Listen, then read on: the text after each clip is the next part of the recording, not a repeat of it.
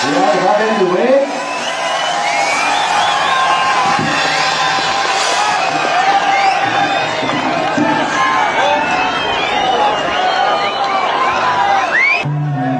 ချစ်ခင်လေးစားရတယ်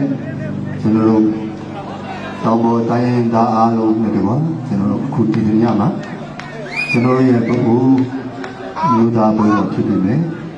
ကျွန်တော်ဒီနေ့တောင်ပေါ်မှာနေတဲ့ဆံတော်တွေလို့ခေါ်ရပါတယ်ဒါကြောင့်ကျွန်တော်တို့မှာကဘာပေါ်မှာရှိတဲ့လူဒါအားလုံးရဲ့စိတ်ထားတွေကကျွန်တော်အတတ်နိုင်ဆုံးအတ္တနဲ့ဝိဝါစေလို့ကျွန်တော်ဆုတောင်းပါတယ်အားလုံးလေးစားပါတယ်